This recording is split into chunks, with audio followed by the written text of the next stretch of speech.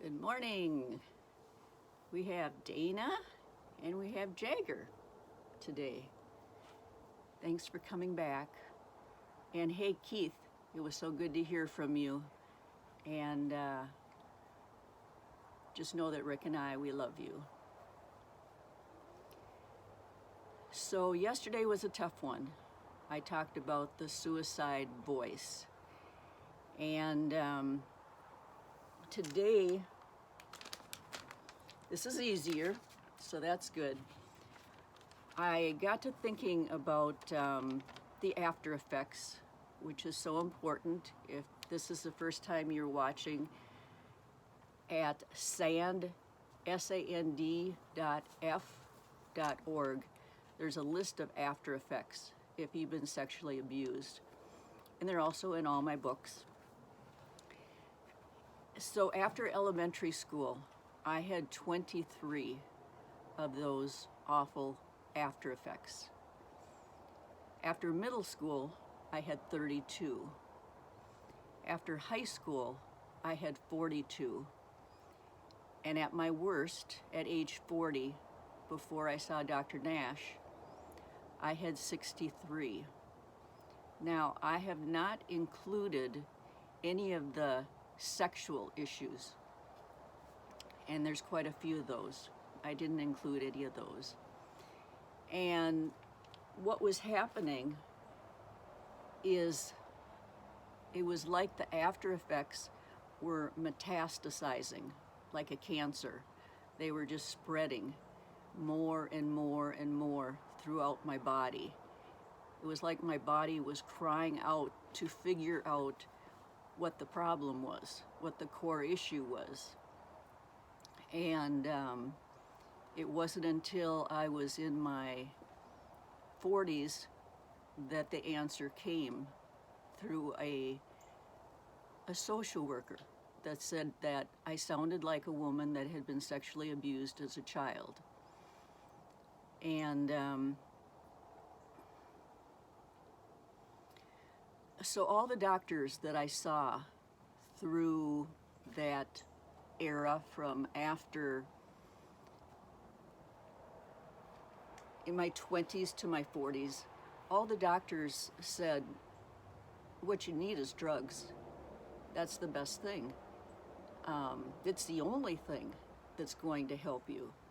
The psychiatrist that gave me the Xanax and all the other medications told me, you will be on these medications for life. There is nothing else that can be done for you. And I believed that. And I was thankful that there was something that could be done for me. But as it turned out, it just numbed all of my problems. It didn't in any way make anything better at all. I even had a psychologist that worked with this psychiatrist say, you know, a little bit of alcohol before a party or you're going to be with people really works. So he was telling me to mix alcohol with all the drugs that the psychiatrist had ordered. Not good. Not good.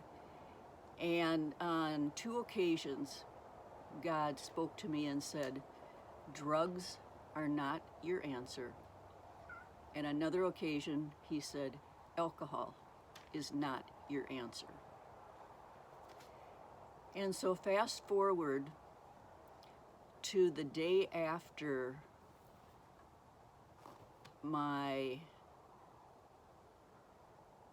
huge meeting with the suicide voice, where I was thinking of ending everything. And when I accepted Jesus, the following day, I went to see Dr. Nash. And he said to me, well, tell me what's wrong. And for the next 40 minutes or so, I was able to start from the beginning and just share everything that I could think of that was wrong with me. And I had a long, long list. He never said a word. He just had a notepad and a pen, and he was just writing. Never interrupted, never stopped, never questioned. I was just able to lay everything out for really the first time in my whole life. All the other doctors had given me about 5 minutes, and then they jumped in and said, oh, you got agoraphobia, or oh, you got this. Nobody ever let me talk. And he did. And when I got done, it was like I had laid all my problems out onto a table. They were all there. They weren't so much on my back anymore. They were laid out for him and I to look at. My whole life I had prayed for a doctor that would help me figure out the problem. And I was getting a feeling that this could be the one. And he said, I know you're on medication right now. I know you're on the Xanax. And that's a drug that you should be on for a couple of months, not 3 years. And he says, what we're going to do if you decide to work with me is I'm going to give you hundreds of tools that you can have to work with to replace the drugs. I'm going to give you tools to take away the panic attacks, to help with your depression, all the different things you're dealing with. I'm going to give you a tool. And he said, so we're going to then slowly take away the medication until you're off. And the way he presented this, it just made a lot of sense. And there was a trust factor that built in that 45 minutes that I'd never had with another doctor. He seemed to actually care. I wasn't just a number. And that was very special. What are you doing? You tangled up? And so he said, so what do you think? And I said, that sounds good. And he said, so do you want to get better? And that surprised me. And I said, yes, I want to get better. And he said, okay, every week you're going to come for the next year. And I'm going to give you books to read. I'm going to give you assignments to do.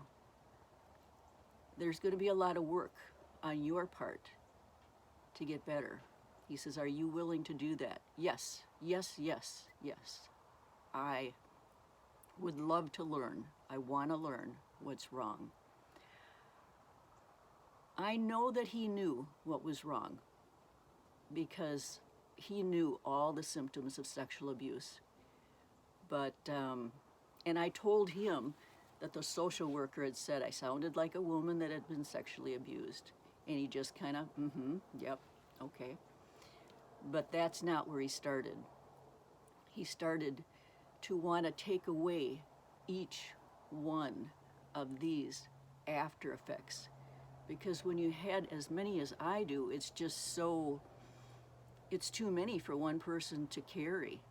And so if we can take away, like the panic attacks, learning how to correctly breathe to make them just stop in their tracks. I learned how to stop them.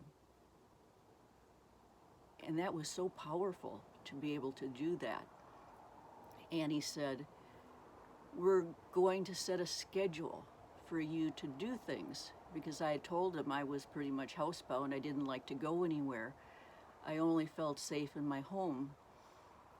And he says, well, every week we're going to set a schedule, and you're going to step out. I mean, if it's just to the mailbox and back, that will be the accomplishment for the day. And you're going to pat yourself on the back. You're going to tell yourself what a great job you did and what a great job you're doing in all this. He says, I want you to be your very best person that's, yay, you can do this, you can do this. And we did.